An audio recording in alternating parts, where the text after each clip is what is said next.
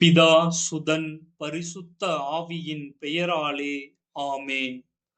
உங்கள் இதயத்தை கடினப்படுத்திக் கொள்ளாதீர்கள், மாறாக அவரது குரலுக்கு செவிகொடுங்கள் என்கின்றார் ஆண்டவர்.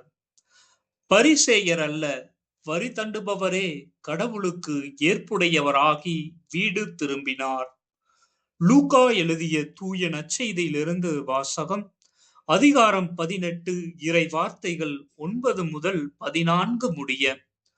அக்காலத்தில் தாங்கள் நேர்மையாளர் என்று நம்பி மற்றவர்களை இகழ்ந்து ஒதுக்கும் சிலரை பார்த்து இயேசு இந்த உவமையை சொன்னார்.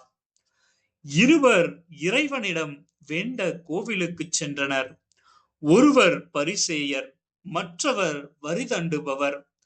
பரிசேயர் நின்று கொண்டு இவ்வாறு இறைவனிடம் வேண்டினார்: கடவுளே, நான் கொள்ளையர், நேர்மையற்றோர், விபச்சாரர் போன்ற மற்ற மக்களைப் போலவோ இந்த வரி தண்டுபவரை போலவோ இல்லாது பற்றி உமக்கு நன்றி செலுத்துகின்றேன். வாரத்தில் 2 முறை நோன்பிருக்கின்றேன்.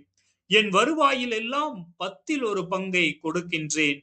ஆனால் வரி தண்டுபவர் தொலைவில் நின்று கொண்டு வானத்தை அண்ணாந்து பார்க்க கூட துணியாமல் தன் மார்பில் அடித்துக் கொண்டு, கடவுளே, பாவியாகி என் மீது இறங்கியருளும் என்றார். இயேசு பரிசேயர் அல்ல, வரி தண்டுபவரே கடவுளுக்கு ஏற்புடையவராகி வீடு திரும்பினார். ஏனெனில் தம்மை தாமே உயர்த்துவோர் தாழ்த்த பெறுவர், தம்மை தாமே தாழ்த்துவோர் உயர்த்த பெறுவர் என நான் உங்களுக்கு சொல்கிறேன். இது ஆண்டவரின் அருள்வாக்கு. இறைவா, உமக்கு நன்றி. இருவர் போதைப் பொருள் மறுவாழ்வு மையத்திற்கு சென்றார்கள். நான் ஒரு குடிநோயாளி என்பதை திறந்த மனதோடு ஏற்றுக்கொண்டோரின் வாழ்விலே புத்துயிர்ச்சி ஏற்பட்டது.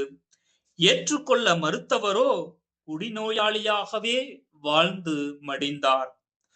வாழ்க்கை தளத்திலும் கடவுளின் முன்னிலையிலும் ஒருவரின் தன்னிலை ஏற்பும் விழிப்புணர்வு நிலையும் தான் அவரின் மாற்றத்தை நிகழ்த்தும் என்பதை மறுக்க இயலாத உண்மையாகும். தன்னிலையை புரிந்து கொள்வது பலவீனத்திலிருந்து உயிர்த்தெழ வைத்து புதிய வாழ்விற்கான நம்பிக்கையை தருகின்றது. ஓர் அடிமைக்கு அவர் ஓர் அடிமை என்பதை உணர்ந்து அவர் விழித்தெழுந்து கிளர்ச்சி செய்வார் என்பது போராட்ட களத்தில் இயக்கவாதிகள் கண்ட நிதர்சனமான உண்மையாகும். கோவிலுக்கு சென்ற பரிசேயர் தான் வெளிப்படையாக செயல்களை முன்னிலைப்படுத்தியவாறே தவிர பலவீனமான உள்மன ஓட்டங்களை நாடி பிடித்து பார்க்க தவறுகின்றார்.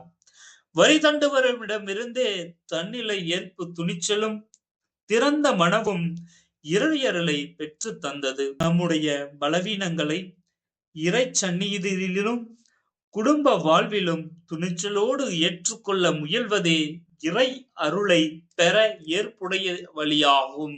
ஆமேன்.